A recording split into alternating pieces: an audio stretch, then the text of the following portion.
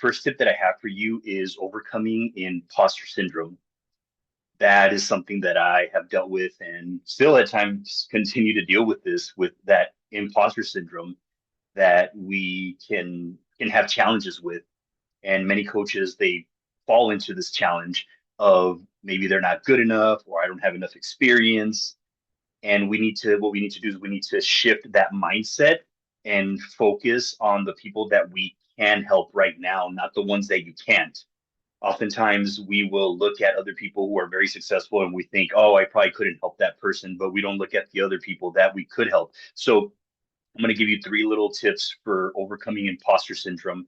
And the first one is celebrating your small wins with every client conversation that you have, and also celebrating any wins in regards to you had a conversation with somebody or you reached out to somebody, you connected with somebody.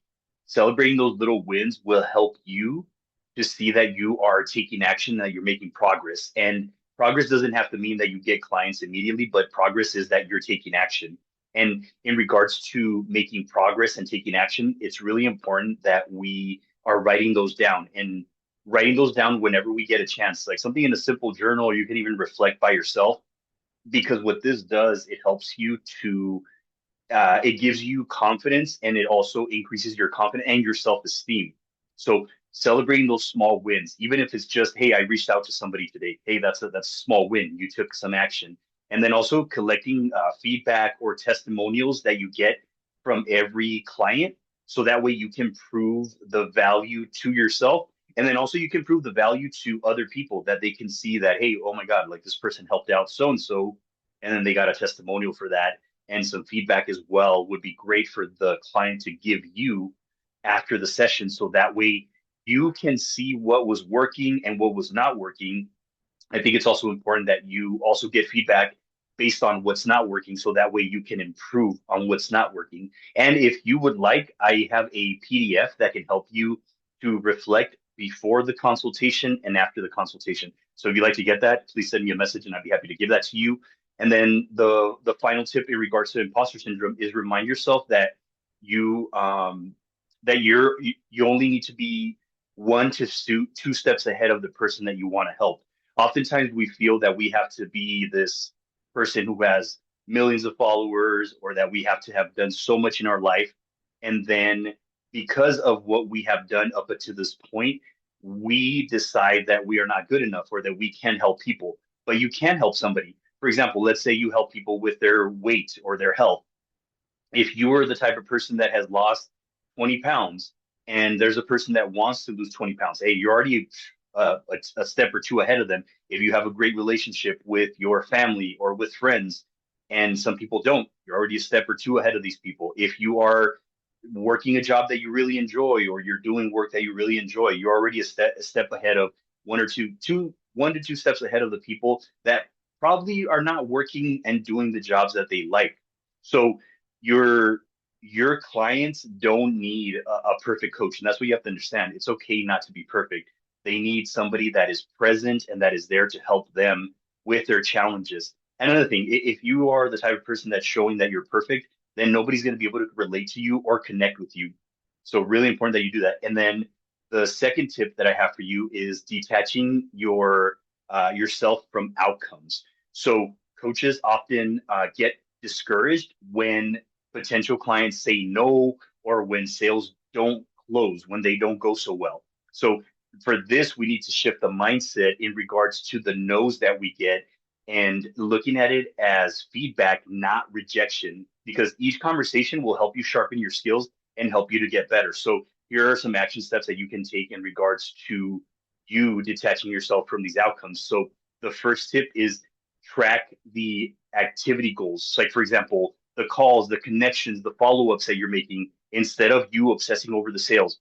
Understand that you taking action and getting no's is progress. You're making progress. And I want to share this quote that I remember a coach said to me that said, yes lives in the land of no. So you have to get so many no's in order for you to get a yes, and making sure that you are just staying focused on the actions that you're taking and don't attach your emotions to the sale or that you didn't close the sale, because if you do, then your energy is gonna lower, and then you're gonna feel bad, and then you're gonna give up. So making sure, and also making sure that you don't lose enthusiasm every time you get a no. It's important that you keep up that enthusiasm, because for the next call, you still want to show up with great energy and make sure that you are staying positive and staying optimistic that you will get a yes the next time. And then the second one is reframing that no into a not yet. It's really important that you are seeing these no's as a not yet. Okay, maybe they're not ready yet, and that's okay. And then making sure that you're just following up with these people, making sure that you're not taking it personally as well. Maybe they're not ready because they don't have time. Maybe they don't have money. Maybe they don't believe in themselves that they can attain this goal. But making sure that you don't take it as a no, take it as a not yet. Okay, they're not ready yet, and that's okay. And then also, I really like this one is that journal the lessons after each conversation to improve next time. And kind of getting back to what I was mentioning about how you can take some notes before and after the consultation. And again, if you want that sheet, I can send that to you. Just send me a DM or send me a message, and I'd be happy to provide that to you. So that way you can keep track of like some of these notes and the conversations that you're having, and seeing what's working, what's not working, and what you can do differently. So, and just remember that you don't fail when someone says no. You only fail if you just stop showing up. Really, that's why many coaches they fail and they don't keep at this, because they take it personally the no's, and then they stop showing up, and that's why they don't succeed. But the coaches that continue to move forward, continue to be okay with the no's, are the ones that succeed. I've gotten many, many no's, and I have not given up. And I still keep getting no's, and that's okay. I don't take it personally, and I don't lose my enthusiasm. I still stay excited because I know that the next call is going to be a yes, making sure that you focus on that. Now, the third and final tip that I want to share with you is embracing that consistency over perfection. And a lot of people try to be a perfectionist, and this is what holds them back so much. And I've gotten so many people that have told me, well, I first have to get my website, and then I first have to get certified, and then I first have to get my logo, and then I have to first build my brand and build all this stuff. And they are so caught up in perfection over making sure that they just take action, that some people stay in perfection and they never do it. And I'd rather you take imperfect action than perfect inaction. And that's what, unfortunately, a lot of coaches stay in that perfect inaction than to take that sloppy, sometimes action that maybe doesn't go as well, but at least you're getting your feet wet and getting into knowing how to navigate through challenges, and also getting a feel for what coaching really is. Because if you're just training and taking trainings and workshops, but you're not doing it, it's not the same. I can tell you that right now. It's not going to be the same. And if you wait to train, and then all of a sudden you get into coaching, you're going to be surprised because you didn't take that action that will actually give you the experience. The actual experience is when you're doing the coaching. So a lot of new coaches, they overthink their posts or their offers or their strategy, which then leads to procrastination, because they're like, oh, I just have to wait for the perfect time. Just give me some time. Give me, I still need to do this. I still need to, I got to get this figured out. And then they kind of get stuck with that. And then they get into their head. And, when you get in your head, you're dead, because your head will tell you all the reasons why it's probably not going to work out, why you shouldn't do it. And then you believe your brain, and then you don't do it. So it's really important that you shift that mindset into making sure that you stay consistent with those actions, because consistency will beat perfection every single time. And I want to just share 3 tips on how to overcome this whole challenge with perfection. And it's about just making sure that you're showing up. And just give you an example of a client that is showing up. They're posting every week. They're following up with people, with potential clients. They're having sales calls on a weekly basis. So they're staying consistent and making sure that they're doing it, even if it's not perfect. They're doing it anyway. And through the doing, they're learning so much more than when they're not doing. And if you're waiting for the perfect time, it'll never be perfect. But making sure that you're just doing it and learning from it. And then the next one is focus on connecting daily, instead of creating like this flawless like content that you're thinking everything has to be perfect. No, it doesn't. It doesn't have to be perfect. As long as you're doing it and making sure that you're staying consistent, that's what really matters. But when we're trying to edit and we're trying to get everything correct, that's when you get stuck, and then you don't do it, and then you kind of judge your stuff, your information that you want to share, and then you don't even put it out there.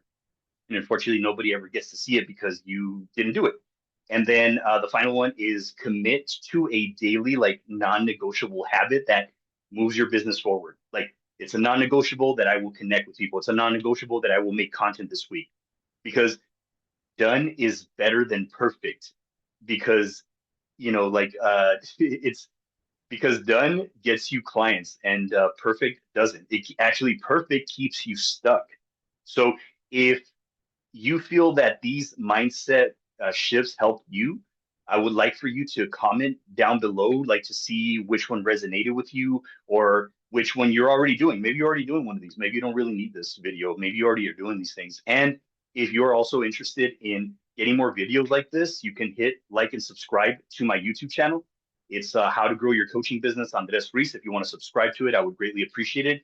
And if you want some personal guidance or just some help with these mindset blocks or this perfectionist that you keep calling yourself, which is really perfectionist, is really just you're scared. That's what it really is. Let's keep it real. So if you're interested in a free consultation with me, contact me at 520-392-9179 for a free consultation. And you can also follow me on social media at Facebook, Andres Ruiz. And if you have any questions, please feel free to reach out. I'd be more than happy to assist you with that. Have a great day.